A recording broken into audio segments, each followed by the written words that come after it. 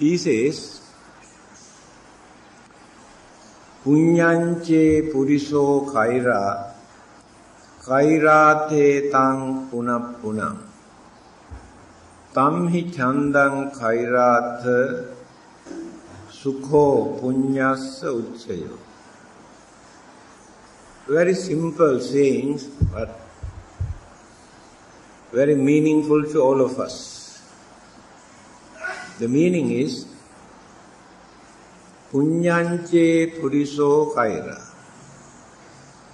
Whenever opportunities are there, don't forget to create some good karma. Punya means good karma. Don't forget to create some good karmas whenever opportunities are there. Again he says, Kairathetang punappunam. Punappunam means again and again.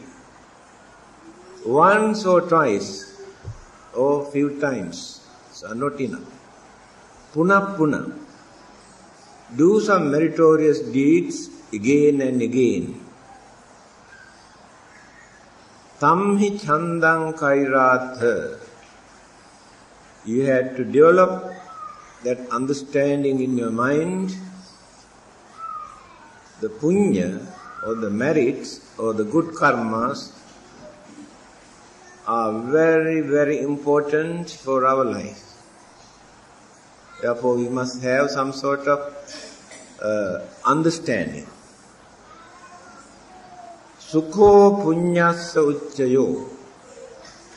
Those who have accumulated more and more good karma, sukho, sukha, their life become very meaningful, very peaceful, very pleasurable, and very happy life. This simple advice is very important for us.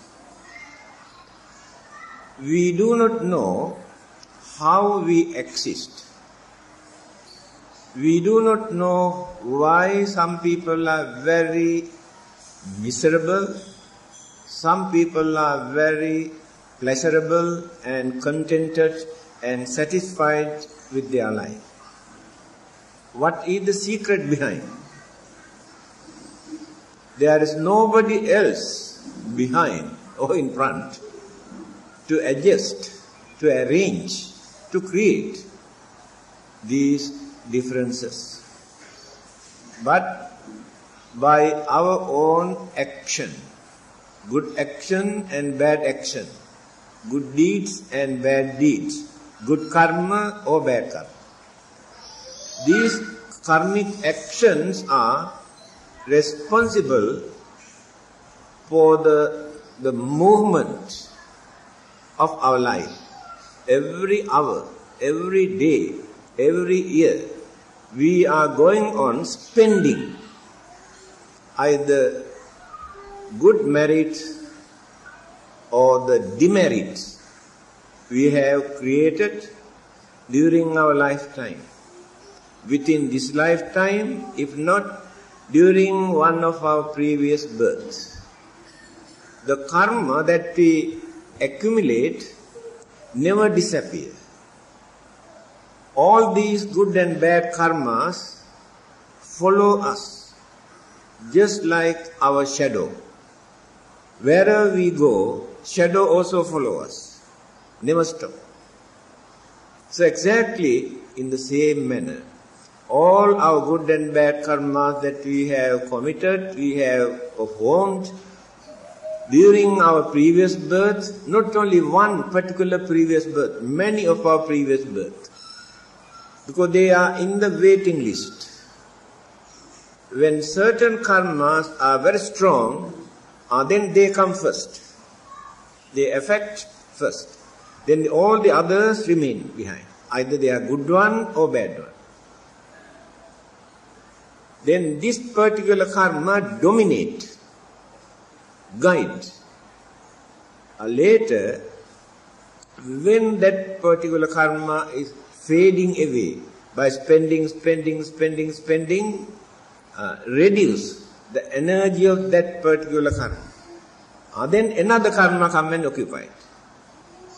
That is how we continue our journey. We are more or less pilgrims. This is a pilgrimage. We stop here for a certain period. We want to rest. During that time, we also accumulate either good karma or bad karma.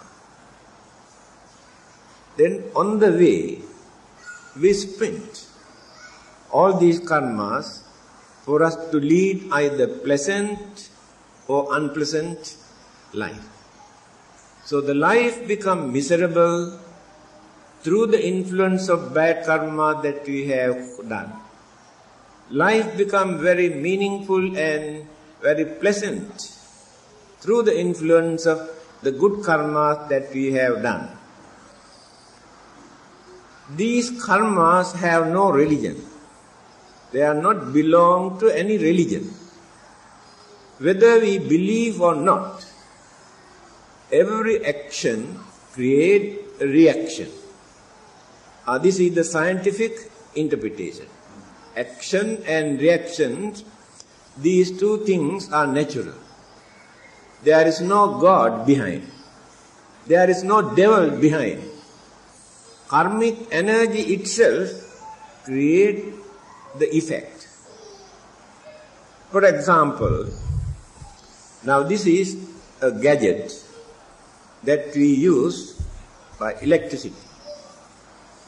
If there is a current shortage, leakage here, the one who knows that advise us not to touch this one. But I don't care. I don't listen to that advice. Then I touch this one. After that, I get the electric shock. Action and reaction. Touching this is the action. Electric shock is the reaction, the effect. So there is no God in between this action and reaction. So the God or devil has nothing to do with this. My own action created either good effect or the bad effect. So understanding people who knows the effect of this action advise us not to do certain things and to do certain things according to their own experience. When we refer to the Buddha, what he has said? He said, I am not giving any message given to me by God or anybody. I am not telling you certain theories or philosophy or metaphysical imagination, but I am telling you everything according to my own experience. Now, which is more reliable? One person come and tell, oh, this message is given to me by the God, and he tell others. Another person come and tell, I am telling you all these things according to my own experience. Which is more reliable? Then the Buddha said, I advise you not to do certain things. Why? Because I have done all these bad things during my so many previous births. So I can understand how I had to suffer because of committing those bad things, evil deeds. That is why I am also telling you, according to my own experience, not to do. If you do that, you also can experience the bad effect. Again he says, I advise you to do certain things, because these things I have done during so many previous births.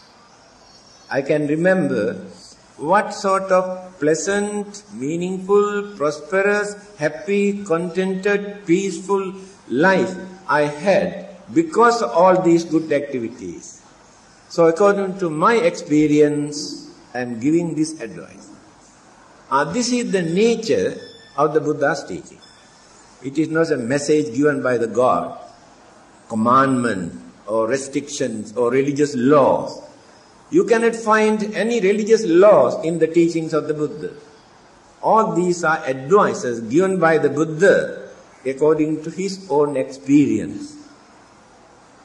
So, this advice he gives for all of us to understand how to lead our life. So if you don't like to suffer, if you don't like to have miserable life, unfortunate life, then we had to prepare that through this understanding, not by praying or worshipping to the Buddha or God or anybody in this world, according to our own action. So, we are responsible for our own life. Nobody else is responsible. We cannot blame God or devils or anybody. When the bad effect comes to us, we blame others, accuse others.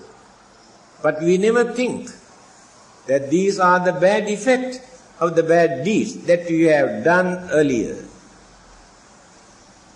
Again, when you see the world, we can understand how certain peoples are leading very unfortunate, miserable life.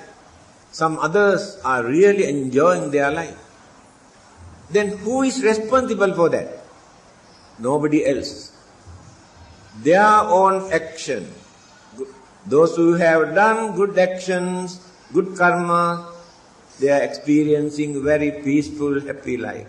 Those who have done bad, wicked, cruel, dangerous things, they are experiencing very unfortunate, miserable life. This is what the Buddha wanted to tell us. So,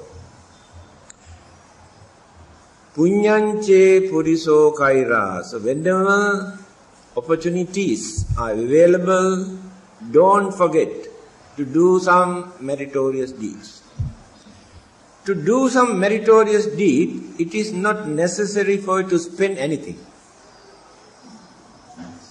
Not necessary to work very hard.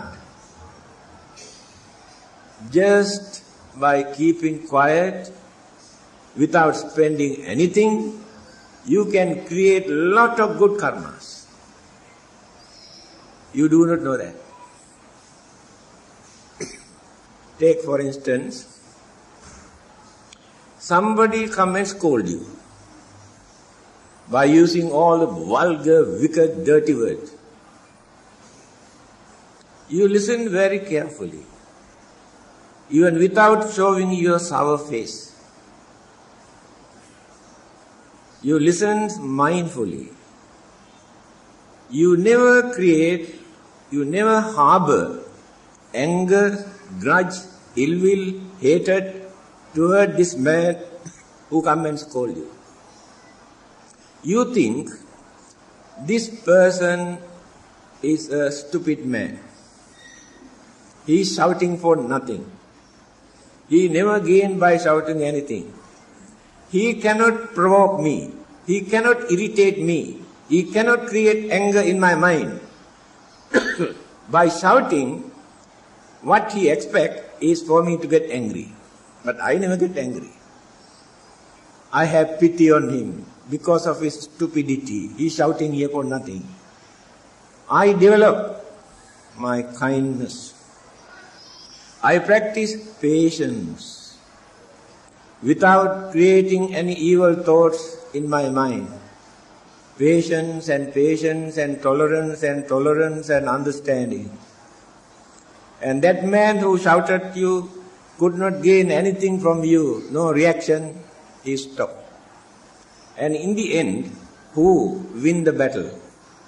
Whether the man who scolded you or you win the battle. He could not provoke you, disturb you. but you maintain compassion, patience, tolerance. By maintaining that mental attitude at that time, you have created a lot of good karma. You never think in that way. Without spending anything, without doing anything. Just you practice only tolerance and patience and understanding. These three good qualities you cultivated in your mind.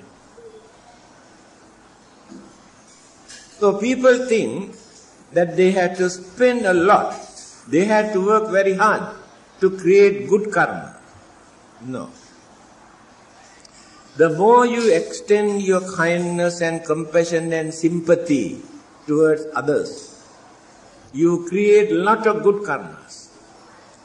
The more you develop your anger, jealousy, grudge and enmity and ill will towards others, you create a lot of bad karmas. Because you pollute your mind. When you develop kindness, compassion, understanding in your mind, you purify the mind. These things become good karmas and the negative aspect become the bad karma. So,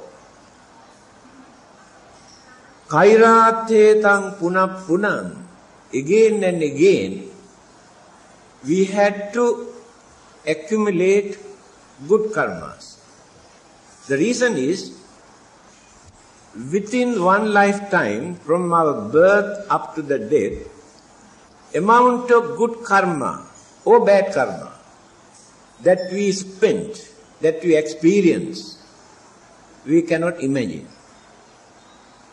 For our survival, for our living, for our pleasure, we spend our good karmas. Otherwise we cannot survive. Without karma, we cannot survive. We cannot exist. To exist, we have to spend karma. Certain babies, even before they come to this world, die in the mother's womb. Certain babies, few days after giving birth, die. If not when they are very young, they die. What is the cause? So when this question was put to the Buddha, he gave the answer. The question was, why some people die very early? Why some people get the chance to stay up to maximum lifespan? Who is responsible for that? The answer given by the Buddha is this. Those who have destroyed others' life during their previous birth, if they had the opportunity to be born as human beings, they have no chance to survive, to continue that human life because of the bad karma that person has committed during the previous birth. Those karmas come and topple. So they had to die earlier. Nobody else is responsible. And those who had to live up to the maximum level, say 90 to 100 years, they have not committed such bad karmas and they have supported to save others' life. Because of the grace of this merit, they get the chance to lead their life up to the maximum level. That is why here the Buddha says, karmas are important for our living, for our pleasure, for our worldly life. How many people here in this world get the chance to lead a peaceful, happy, contented, satisfied life? Almost every day, they are going on complaining, blaming, accusing about their problems. Family problems, marriage problems, children's problems, husband's problem, wife's problem, property problems, physical problems, mental problems. The whole life is nothing but problems. But we can minimize, we can reduce many of these problems by using the good karma that we have accumulated, that we have done. That is why some people are miserable, some people are pleasurable, due to good karma and bad karma. Now we can understand why the Buddha advised us to do more and more good karmas. Again, the meaning of doing or performing good karmas, not limited only for worshipping or praying and offerings or chanting or recitals or giving dana. There are many ways we can perform meritorious deeds. Those who are sick, we attend to them, we provide medicines, requisite, food. Those who are very old, we attend to them, we provide what they need. Those who are very poor, we provide them food and clothing and medicine. And those who are in fear, day and night, they are in fear. So we go and give them moral support for them to get rid of their fear. And those who are scared of death are suffering day and night. Then we go and give them moral support and make them to understand the nature of life and to get rid of the fear that they have. And those who are facing so many external disturbances, we give them our helping hand for them to get rid of their problems. All these are meritorious deeds. So the temple is not the only place where you can perform meritorious deeds. Wherever you stay, wherever you go, there are so many things that you can perform as meritorious deeds. Take for instance, when you walk, a blind man who wants to cross the road, he is in fear, he does not know how to cross. You go and give your helping hand for this blind man to cross the road. And very old man or old lady who cannot walk properly, you go and help that old lady or old man to walk or to cross, to get into the bus. If not, when that old man, old lady is standing in the bus, you get up and ask that person to sit down. All these are meritorious deeds. People never take these things so seriously. So, when there were 60 Arhantas as first disciples, the advice given by the Buddha to these disciples, Charata bhikkhave charikan bahujana hitaya, bahujana sukhaya, lokanukampaya, attaya hitaya. He advised those disciples, the monks, go out. Go and work for the happiness of others. Go and work for the peace of others. Go and work to tell others what is right and what is wrong. Because many people are in the dark. So go and work for the benefit of others. This is the service that the Buddha wanted us to do. Not to perform all these rites and rituals and ceremonies and always praying, worshipping and this and that. But we can do better service, better religious service by doing some service to others. Then another saying, Paratha charyaya satanghi jivana. What is the purpose of our living in this world? To enjoy, to eat, all these things later become nuisance, create frustration, never gives happiness. But Paratthacharya, the main purpose of our living is to do some service to others. By serving others, we serve ourselves. Without serving others, my dear friend, we cannot serve ourselves. If you enjoy yourself, spending any amount of money, in every possible way you enjoy your life, you think you enjoy, but you never do any service for your benefit.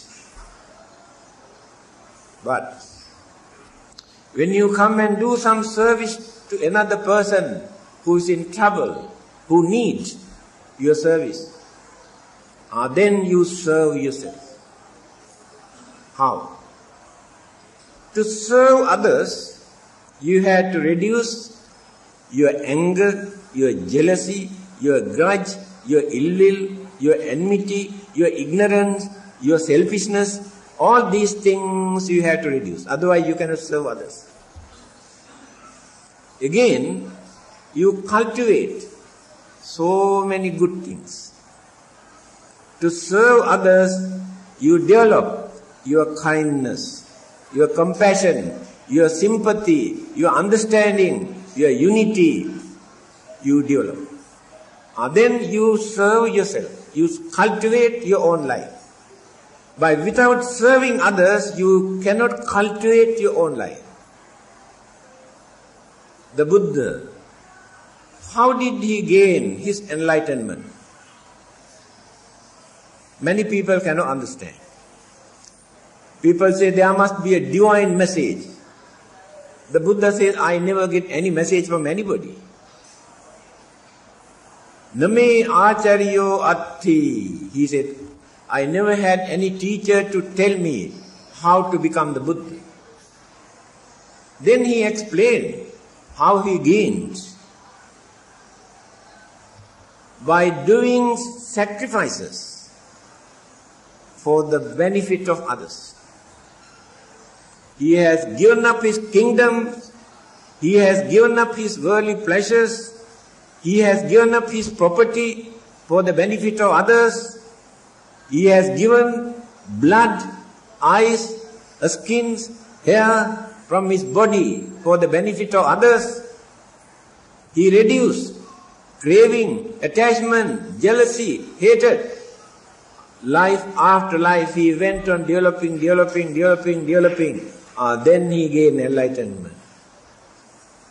Few weeks ago we had a religious forum at the University of Malaya.